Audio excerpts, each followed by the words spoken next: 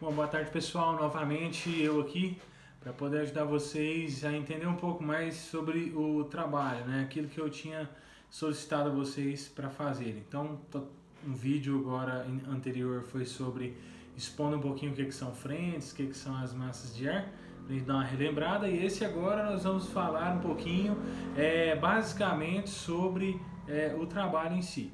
Bom, inicialmente eu solicitei a vocês que pegassem então os dados, inclusive encaminhei esses dados para vocês, né, de um período em que atuou uma frente fria aqui na região de Porá, e aí vocês precisarão fazer uma análise, né, e essa análise ela se baseia principalmente numa parte que está aqui no livro, né, se eu não me engano, nesse capítulo 7 sobre que a gente trabalhou aí sobre as massas de ar, vocês vão perceber que nesse capítulo 7 é bastante interessante que temos um quadro aí na página 121, tá? Estava procurando aqui, tá? Tá aqui esse quadro na página 121, eu enviei o livro para vocês, né? Vocês observam que nesse quadro nós temos uma sequência de tipos de tempo que acompanha a passagem aí de uma frente fria, certo? E de uma frente quente também, tá aqui, certo? E o que acontece? Esse quadro ele fala sobre 3 momentos distintos que são muito importantes para nortear, ou seja, aqui vai estar a base, aqui vocês terão como referência para poder fazer a análise de vocês. Então, inicialmente é necessário compreender esse quadro. E aqui é muito interessante que ele lista vários elementos climáticos, assim como vocês têm também, umidade, temperatura, chuva, ventos, radiação solar, pressão atmosférica. E aí o que acontece é que ele vai discriminar para a gente aqui o que ocorre, né? Por exemplo, em cada fase dessas, são 3, como eu disse, a primeira é a fase chamada de vanguarda, que é aquilo que antecede a chegada da frente fria. Então, como que esses elementos eles se comportam, qual o padrão desses elementos, né, antes da chegada da frente fria, antes dela atuar, antes dela de fato chegar sobre Iporá, por exemplo, como esses elementos eles estavam, como que eles reagiram aqui. Bom, posteriormente há um momento de domínio dessa frente, que é quando ela então se estabelece sobre essa região.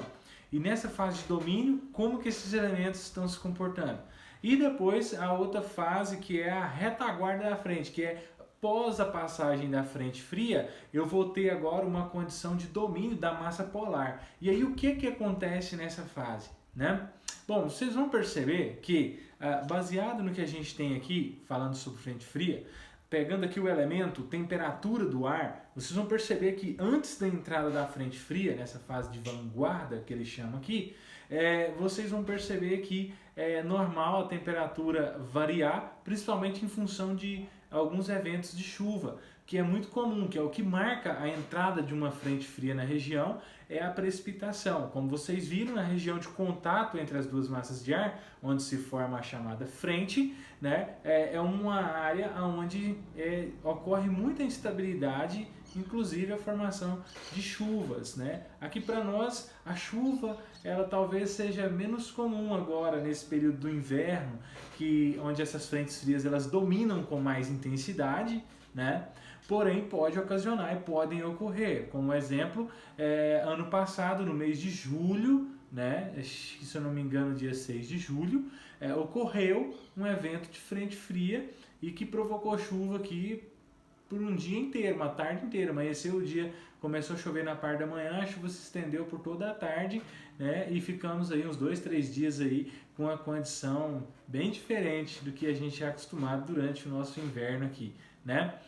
Então, esse sentido vem mostrar para nós o que ocorre antes, né? Como que isso como que fica antes esses elementos, né? Qual o padrão? Durante, quando essas frentes frias chegam e atuam, o que marca, por exemplo, em relação à temperatura é a queda da temperatura. Então é muito comum vocês observarem que lá, às vezes durante a madrugada, entra uma frente fria e aí no dia anterior nós tivemos temperatura na casa dos 35 graus e de repente na madrugada a gente tem uma queda de temperatura que chega em torno de 14, 15 graus, por exemplo. né? Então, uma queda muito brusca no intervalo de tempo muito curto, que é ocasionada pela atuação desse mecanismo aí da frente fria, tá?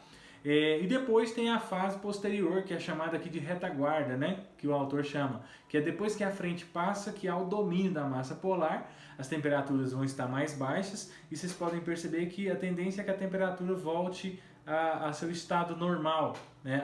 Anteriormente, igual estava anteriormente, ou seja, ela volta a aumentar os valores de temperatura gradativamente. Por quê? Porque a massa polar aqui na região tropical, quando ela chega aqui, ela gera todo esse movimento. Porém, ao prevalecer sobre a região, ela vai sendo modificada, ela vai sendo tropicalizada, né? E perdendo então todas as suas características de origem, deixando de ser aquela massa de ar frio, passando a ser aí uma massa de ar um pouco mais aquecido. Beleza? É isso, eu quero que vocês façam isso. Peguem esses 3 momentos e analisem esses 3 momentos, certo?